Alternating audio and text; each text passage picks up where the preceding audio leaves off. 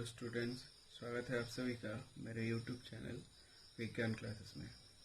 पिछले क्लास में हम लोगों ने संयोजी बंधन यानी आयनिक बॉन्ड के बारे में बात किए थे।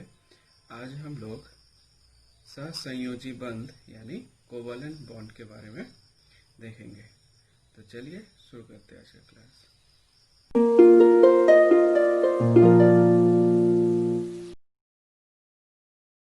सहसंयोजी बंध यानी कोवलेंट बॉन्ड। तो कोवलेंट बॉन्ड यानी सहसंयोजी बंध क्या होता है? दो परमाणुओं के मध्य इलेक्ट्रॉनों की साझेदारी यानी शेयरिंग से बना बंध सहसंयोजी बंध कहलाता है। साझा किए गए इलेक्ट्रॉन युग्म इलेक्ट्रॉन पेयर की संख्या के आधार पर सहसंयोजी बंध एकल, द्वि अथवा त्रिक यानी ट्रिपल बॉन्ड होते हैं और इनमें क्रमशः 1, 2 अथवा 3 इलेक्ट्रॉन युग्मों की साझेदारी होती है। सहसंयोजी बंध में होता क्या है? इस पे दो परमाणु होते हैं और वो परमाणु क्या होंगे?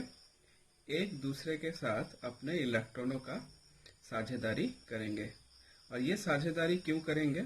साझेदारी इसलिए करेंगे, हम लोग पिछले क्लास में भी इसके बारे में बात किए कि जितने भी परमाणु हैं वे सभी ये चाहते हैं कि उनके बाहरी कक्ष पे 2 या तो 8 इलेक्ट्रॉन रहे, है ना? तो अब मान लीजिए जिसके पास एक इलेक्ट्रॉन है तो वो किसी दूसरे परमाणु से एक इलेक्ट्रॉन ले करके अपना डुप्लेट फुलफिल करना चाहेगा, या फिर मान लीजिए किसी के पास 6 है तो वो 2 इलेक्ट्रॉन लेना चाहेगा, किसी के पास 7 है तो 1 इलेक्ट्रॉन लेना चाहेगा। इस तरह से इलेक्ट्रॉनों का साझेदारी करके वो सहसंयोजी बंध बनाएंगे। हम लोग देखेंगे किस तरह से अलग अलग तरह के bond, single bond, double bond, triple bond किस तरह से बन रहे हैं। बात करते हैं हम लोग सहसंयोजी बंध बनने की स्थितियों के बारे में। तो इसका condition required for the covalent bond. जब दो परमाणुओं के विद्युत ऋणात्मकता समान अथवा लगभग समान होती है तो उनके बीच सहसंयोजी बंध होता है। तो सहसंयोजी बंध किन परमाणुओं के बीच होगा? वे सभी परमाणु जिनका जो विद्युत ऋणात्मकता यानी इलेक्ट्रोनेगेटिविटी का मान जो है वो या तो बराबर हो या तो लगभग समान हो, तभी वो सहसंयोजी बंध बनाएंगे। दूसरा कंडीशन क्या है? जब दो अधातु आपस में संयोग करते हैं तो उनके बीच सहसंयोजी बंध बनता है। यानी जो मेटल्स होते हैं, जो धातु है, वे सहसंयोजी बंध नहीं बनाते हैं, जो अधातु होते हैं वही बनाते हैं। उसके बाद वो यौगिक जिनमें संयोजकता 3 से अधिक होती है प्राय संयोजी ही होते हैं।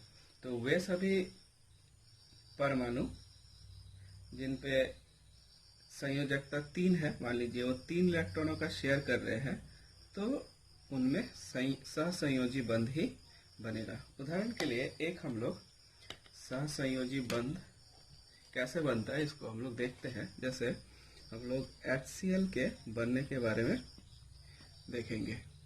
तो अब जानते हैं H का परमाणु संख्या 1 होता है।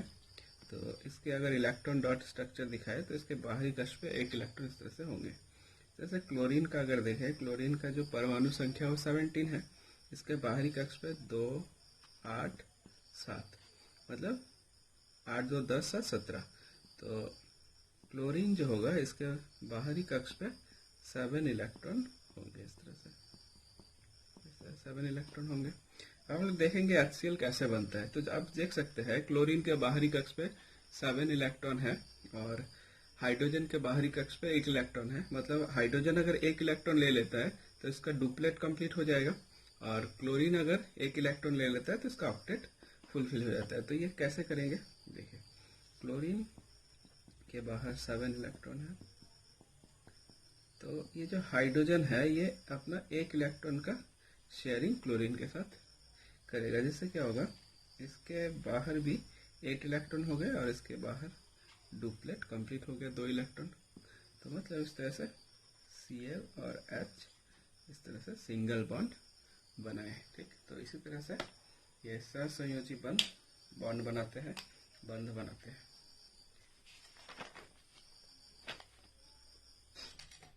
अब बात करते हैं सहसंयोजी यौगिक की संयोजकता। तो सहसंयोजी यौगिक की अब बात करते हैं हम लोग सहसंयोजी अब बात करते हैं हम लोग सहसंयोज यौगिक की संयोजकता के बारे में। सहसंयोज यौगिकों की संयोजकता को सहसंयोजकता या कोवैलेंसी भी कहते हैं। सहसंयोजी यौगिक या तत्व के अणु के गठन में किसी तत्व का परमाणु जितने इलेक्ट्रॉन। अब हम लोग बात करते हैं सहसंयोज्य यौगिक की संयोजकता के बारे में। सहसंयोज्य यौगिकों की संयोजकता को सहसंयोजकता यानी कोवैलेंसी भी कहते हैं। सहसंयोजी यौगिक या तत्व के अणु के गठन में किसी तत्व का परमाणु जितने इलेक्ट्रॉन के जोड़े इलेक्ट्रॉन पेयर्स का गठन करता है वही संख्या उस तत्व की संयोजकता या सहसंयोजकता को प्रदर्शित करता है। जैसे मान लीजिए कितने जोड़े, मतलब एक जोड़ा मतलब 2 इलेक्ट्रॉन। तो जैसे मान लीजिए कोई एक परमाणु है, वो एक जोड़ा इलेक्ट्रॉन बना रहा है। जैसे मान लीजिए खुद से 1 इलेक्ट्रॉन दिया है और दूसरे से 1 इलेक्ट्रॉन लिया है, तो वो एक जोड़ा हो गया है ना। तो इसकी संयोजकता इस केस में कितना होगा, 1। अगर मान लीजिए 2 जोड़ा बना रहा है, मतलब खुद 2 इलेक्ट्रॉन दे रहा है और किसी दूसरे परमाणु से भी 2 इलेक्ट्रॉन अगर ये ले रहा है, तो ये 2 जोड़ा इलेक्ट्रॉन बना रहे हैं ना। तो इस केस पे इसकी जो संयोजकता होगी वो 2 होगी, है ना। अब बात करते हैं हम लोग सहसंयोजी बंधन के प्रकार के बारे में। तो इसके पहला जो है ये एकल बंधन यानी सिंगल कोवैलेंट बॉन्ड। तो सिंगल कोवैलेंट बॉन्ड को इस तरह से डैश से हम लोग दिखाते हैं। तो 2 परमाणुओं के मध्य एक जोड़ी इलेक्ट्रॉन की साझेदारी के फलस्वरूप उनमें एकल बंधन की सृष्टि होती है। इसे डैश अर्थात एक सीधी लकीर द्वारा व्यक्त करते हैं।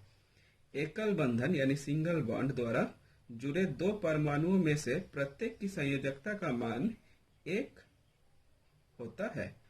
जैसे हाइड्रोजन का गठन, अगर हाइड्रोजन का हम लोग बात करें तो देखिए हाइड्रोजन के बाहरी कक्ष पे 1 इलेक्ट्रॉन होते हैं। जैसे हाइड्रोजन के बाहरी कक्ष पे 1 इलेक्ट्रॉन, दूसरे और एक हाइड्रोजन लिए हम लोग, उनके भी बाहरी कक्ष पे 1 इलेक्ट्रॉन, तो दोनों ही 1-1 इलेक्ट्रॉन शेयर करते हैं। तो इस तरह से H बॉन्ड एट इस तरह से बनता है। तो देखिए इसके बीच में कितने जोड़े इलेक्ट्रॉन का साझा हुआ है, 2 जोड़ी, है ना। जिसपे हाइड्रोजन ने एक हाइड्रोजन ने कितने कितने इलेक्ट्रॉन दिए हैं, 1-1 इलेक्ट्रॉन। तो इसकी जो संयोजकता है वो कितनी है, 1, है ना। यहाँ पे भी हम लोग देखें, जैसे इस हाइड्रोजन का 1 इलेक्ट्रॉन और इस हाइड्रोजन का 1 इलेक्ट्रॉन, इस तरह से H2 बना है। अब बात करते हैं जल के अणु के गठन के बारे में। तो जल के अणु का गठन कैसे होगा, जैसे देखिए हम लोग जानते हैं जब हाइड्रोजन के बाहरी कक्ष पे 1 इलेक्ट्रॉन रहते हैं, है ना। और जल मतलब क्या, H2O। अब बात करते हैं H2O के गठन के बारे में। तो हाइड्रोजन के बाहर 1 इलेक्ट्रॉन, ऑक्सीजन के बाहर होते हैं 6 इलेक्ट्रॉन, क्योंकि इसकी परमाणु संख्या कितनी है, 8 है ना। पहले कक्ष पे 2 और आखिरी में 6 इलेक्ट्रॉन ऑक्सीजन के लिए, क्योंकि इसका 8 होता है। तो अब देखिए ये किस तरह से हम लोग बना सकते हैं। जैसे ऑक्सीजन के बाहरी कक्ष पे 6 इलेक्ट्रॉन है, मतलब इसको और 2 इलेक्ट्रॉन चाहिए, और 2 इलेक्ट्रॉन किससे लेगा, हाइड्रोजन से ही ले सकते हैं। तो हम लोग मान लीजिए एक हाइड्रोजन को यहाँ पे लिखते हैं, दूसरे ऑक्सीजन का और 1 इलेक्ट्रॉन यहाँ और हाइड्रोजन का यहाँ। तो देखिए इसका डुप्लेट हो गया, मतलब 2 इलेक्ट्रॉन इसके बाहरी कक्ष पे हो गए, और ऑक्सीजन का भी इस तरह से ऑक्टेट हो गया, मतलब ऑक्सीजन यहाँ पे हाइड्रोजन हो गया। और ये दोनों इसे अनपेयर्ड इलेक्ट्रॉन बोलते हैं। तो ऑक्सीजन पे 2 अनपेयर्ड इलेक्ट्रॉन भी इस तरह से रहेंगे। तो ये हम लोगों ने बात कर लिया H2O के गठन के बारे में। इसी तरह से हम लोग मीथेन का भी गठन कर सकते हैं। तो मीथेन मतलब होता है CH4, है ना। तो कार्बन का एटॉमिक नंबर कितना, 6 होता है, पहले कक्ष पे 2, आखिरी कक्ष पे 4। हाइड्रोजन का 1 होता है, इसके बाहरी कक्ष पे 1 इलेक्ट्रॉन ही रहेंगे। तो कार्बन को हम लोग इस तरह से दिखाते हैं 1 2 3 4, और हाइड्रोजन के बाहरी कक्ष पे 1 इलेक्ट्रॉन है ना। तो कार्बन को चाहिए 4 इलेक्ट्रॉन, हाइड्रोजन को चाहिए 1 इलेक्ट्रॉन। तो ये क्या कर सकता है, मान लीजिए कार्बन क्या करेगा, चारों हाइड्रोजन से 1 1 इलेक्ट्रॉन लेगा, इस तरह से चारों से 1 1 इलेक्ट्रॉन लेगा, तो इसका डुप्लेट हो जाएगा और इस कार्बन का ऑक्टेट हो जाएगा। तो ये क्या बनाएगा, इस तरह से देखिए 1 1 इलेक्ट्रॉन का साझा है, इसलिए सिंगल बॉन्ड, यहाँ पे भी सिंगल बॉन्ड, यहाँ पे सिंगल बॉन्ड, इस तरह से CH4 बनेगा। सभी क्या है, सिंगल बॉन्ड्स है। ठीक, अब हम लोग बात करते हैं द्विबंधन यानी डबल बॉन्ड के बारे में, और इसे हम लोग दिखाते हैं इस तरह से, 2 सीधे लाइन से इस तरह से पैरेलल। 2 परमाणुओं के मध्य 2 जोड़े इलेक्ट्रॉन की साझेदारी के फलस्वरूप उन परमाणुओं के मध्य द्विबंधन यानी डबल बॉन्ड की सृष्टि होती है। अगर 2 इलेक्ट्रॉन साझा करेगा परमाणु तो डबल बॉन्ड बनेगा। द्विबंधन को ये डबल डैश इस तरह से चिन्ह द्वारा अर्थात 2 समानांतर सीधी लकीर द्वारा किया जाता है। द्विबंधन द्वारा जुड़े 2 परमाणुओं में से प्रत्येक की संयोजकता या सहसंयोजकता 2 होती है। तो यहाँ पे 2 इलेक्ट्रॉन का साझेदारी सभी दोनों एटम करेंगे, तो इसकी जो संयोजकता है वो 2 होगा। तो जैसे एक एग्जांपल हम लोग लेते हैं डबल बॉन्ड का, द्विबंधन का, O2 का। जैसे ऑक्सीजन का परमाणु संख्या 8 है, मतलब पहले कक्ष पे 2, आखिरी कक्ष पे 6 इलेक्ट्रॉन। तो इसे कैसे दिखाते हैं हम लोग, लुईस डॉट स्ट्रक्चर से इस तरह से दिखाते हैं हम लोग।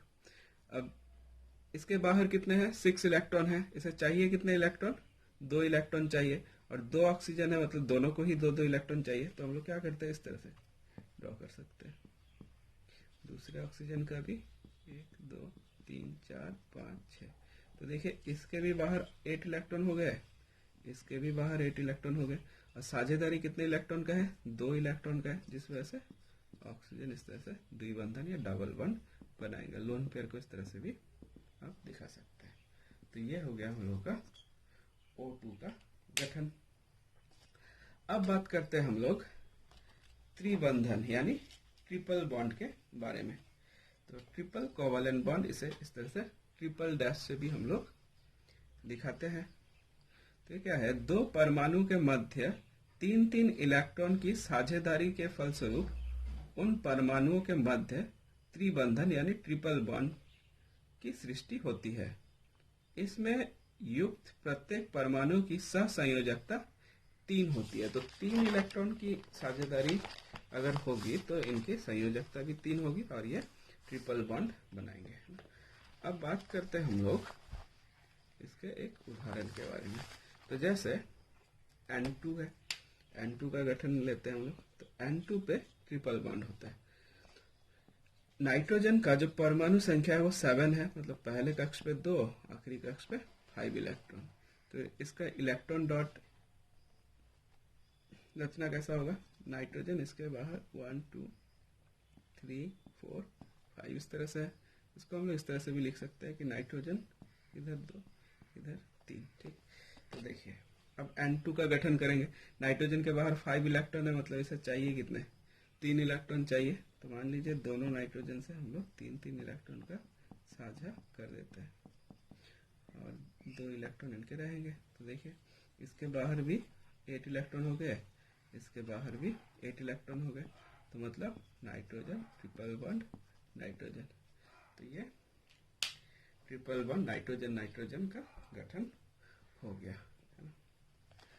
अब बात करते हैं हम लोग सहसंयोजी यौगिक की विशेषता के बारे में, कैरेक्टरिस्टिक्स ऑफ कोवलेंट कंपाउंड। सहसंयोजी यौगिकों के अणु वैंडर वाल्स बलों द्वारा जुड़े होते हैं। इनके जो एटम्स होते हैं वो वैंडर वाल फोर्सेस के द्वारा जुड़े होते हैं।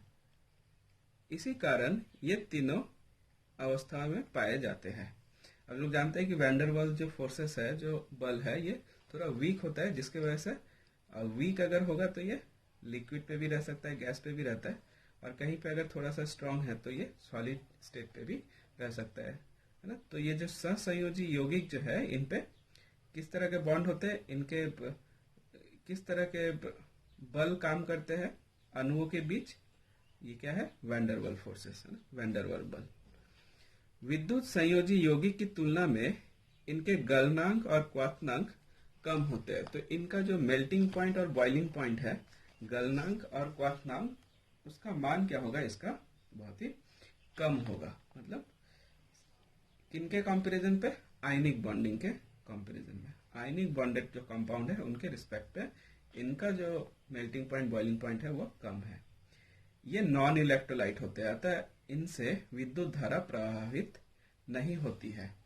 मतलब जैसे अगर हम लोग नमक लेते हैं NaCl, उसको अगर हम लोग पानी में डालते हैं और उससे अगर विद्युत धारा प्रवाह करना चाहें हम लोग, तो उससे विद्युत धारा प्रवाह हो जाते हैं, क्योंकि ये जो आयनिक कंपाउंड है इनका जलीय घोल विद्युत धारा का सुचालक होता है। लेकिन इनसे जो कोवलेंट कंपाउंड है, सहसंयोजी यौगिक जो है, इनका जो एक्वस सॉल्यूशन है वो इलेक्ट्रोलाइट नहीं है, इनका जो जलीय घोल है उनसे विद्युत धारा प्रवाह नहीं हो पाएगा।